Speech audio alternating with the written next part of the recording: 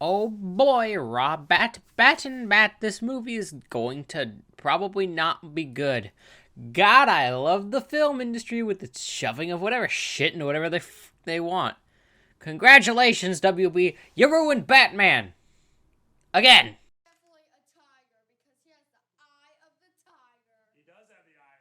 Are you sure about that?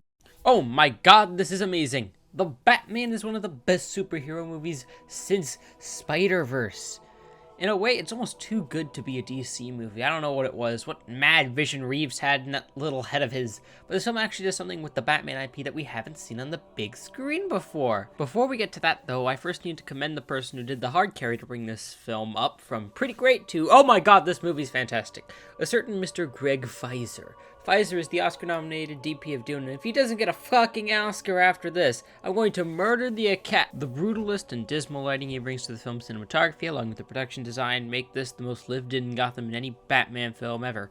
And Faiser brings these huge wides into the film and give it a bigger scope that makes it a masterpiece of Batman epicness. He also frames the action in a nice way too, mostly keeping the shots pretty static and letting the choreography do all the work for him, which worked out considering the choreography was really good too. The action scenes aren't perfect, particularly the opening scene seems to have had its sound design muffled, if that makes sense, but this film does have some gruesome and visual fight scenes and grand set pieces. Oh, and also Battenbat, he gives a really good performance. I did not expect those words to just come out of my mouth. He provides the character with a sense of wisdom, but makes it feel like he's coming into that wisdom. He definitely feels his age, and it's great, it's fantastic, I love it. Now back to what I said about new ideas, and here's where I get into spoilerinos. I don't know what YouTube's doing with chapters these days, but either way I'll have timestamps in the description telling you when you can skip those.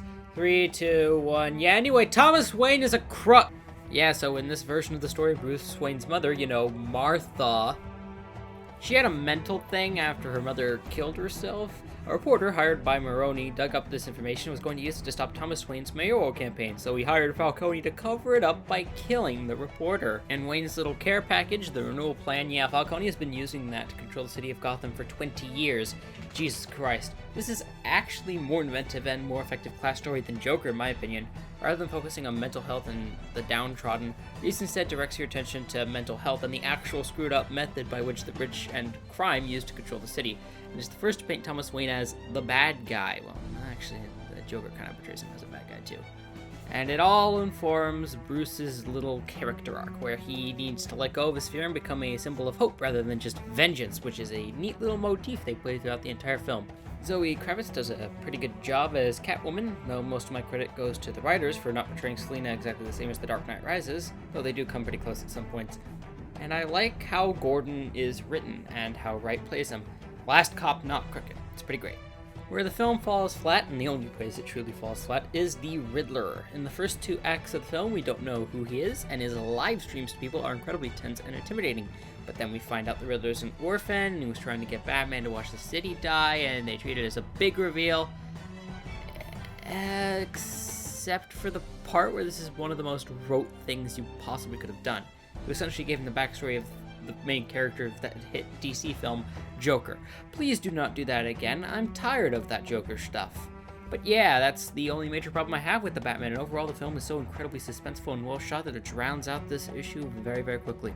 It may not be the best Batman film, Dark Knight is still tighter and doesn't take up 3 goddamn hours of your time, as well as just has a better villain, but I will give this film that the atmosphere completely overshadows the rest of it, and we're going to be calling it the best looking Batman movie for years to come.